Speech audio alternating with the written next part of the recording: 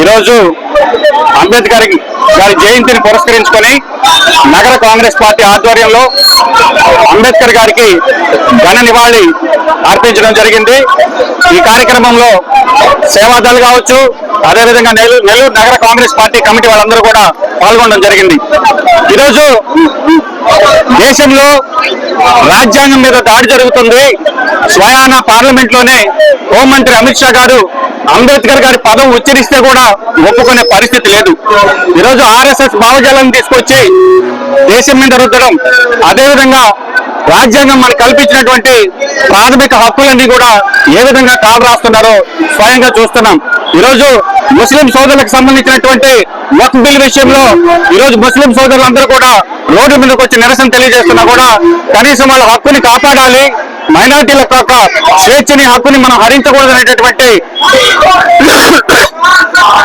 ఆలోచన కూడా లేకుండా ఏ విధంగా వీళ్ళు చేస్తున్నారో ఈరోజు చూడాలి.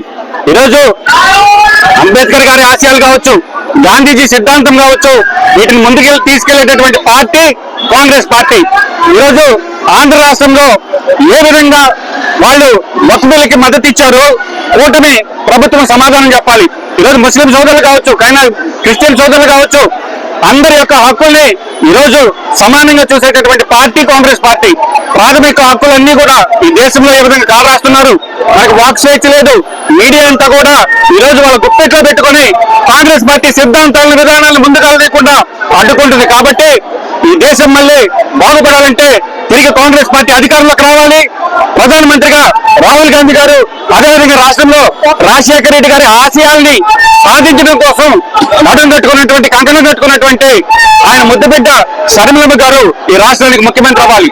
ఈరోజు ఈ మాట ఎందుకు చెప్తున్నామంటే, స్పష్టంగా ఆంధ్ర రాష్ట్రాన్ని విడదీయాల్సి వచ్చినప్పుడు కూడా కాంగ్రెస్ పార్టీ రాష్ట్ర భవిష్యత్తు దృష్ట్యా ఈ రాష్ట్రానికి ఏమి కావాలో అవన్నీ కూడా విభజన బిల్లులో పొందుపరిస్తే, ఒక ప్రత్యేక హోదా కావచ్చు, పోలవరం ప్రాజెక్టు కావచ్చు, కడప స్టీల్ ఫ్యాక్టరీ కావచ్చు, ఇట్లాంటి ఎన్నో అంశాలని విభజన చట్టంలో పెడితే ఆ చట్టంలో పెట్టిన వాటిని కూడా కేంద్ర ప్రభుత్వం మీద ఒత్తిడి తెచ్చి సాధించుకోలేక ఈ రెండు ప్రభుత్వాలు, తెలుగుదేశం కావచ్చు, గతంలో వైఎస్ఆర్సీపీ కావచ్చు, ఈ రెండు విఫలమయ్యాయి.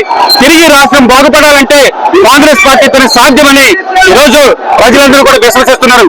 కాబట్టి నెల్లూరు నగర కాంగ్రెస్ పార్టీ త్వరలో కమిటీలు వేస్తుంది, ప్రతి డివిజన్ లో పర్యటిస్తుంది, ప్రతి సమస్యను కూడా పరిష్కరించడానికి ప్రభుత్వం మీద ఒత్తిడి తీసుకొస్తుందని ఈరోజు నెల్లూరు నగర కాంగ్రెస్ పార్టీ తెలియజేస్తుంది.